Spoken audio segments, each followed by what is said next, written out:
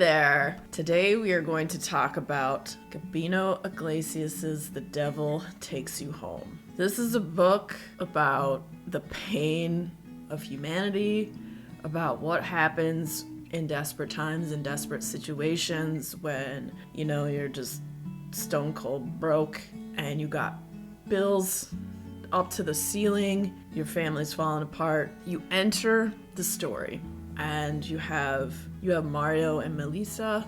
Mario is the main character, and their daughter Anita, who is 4 years old, has just been diagnosed with leukemia.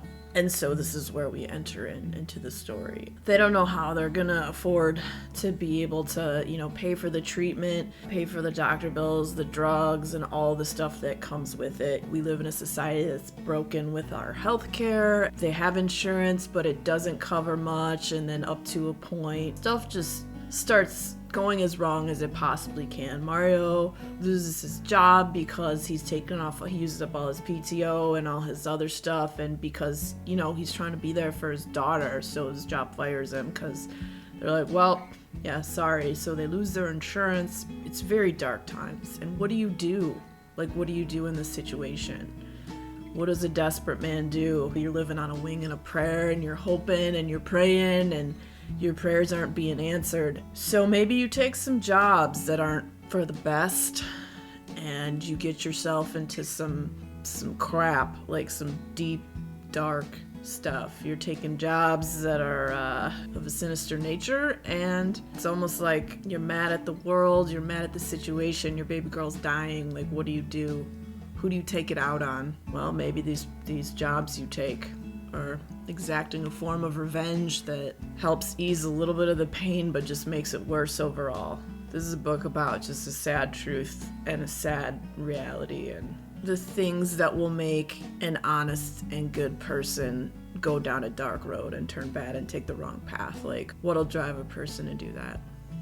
What drives you to have the devil take you home? And this story was, God, it was so sad. But it was so well written. It shows you, the failures of our society, how our country is divided with racism. Just all the themes that come along in this book are so prevalent that you see in today and in our present existence, in our present state of the world, with like how healthcare is, with how jobs are, how they treat you like, oh, hey, you have a family member dying. Who cares? Get to work, Stuff like that. Why good people are driven to do bad things. And this is a really poignant book. It was really good, but good Lord, get ready to be depressed. Maybe that's not selling it for you, but it was like a harsh, honest truth. The story, man, it's insane. There's just some dark, creepy, evil crap that happens. There's some weird, like, occultish stuff intertwined in there, and then you get into, he's gonna do this one big job to get out of it, to make a lot of money, and it's gonna be like $200,000. Him and one of his buddies and this other guy are gonna go intercept like a cartel drug runner truck. They're gonna make all this money, kind of like a suicide mission, but if they do it, then he's like, then I'm out, that's it. I try to go maybe start a new life with my wife, get my crap together, and just do this one last job.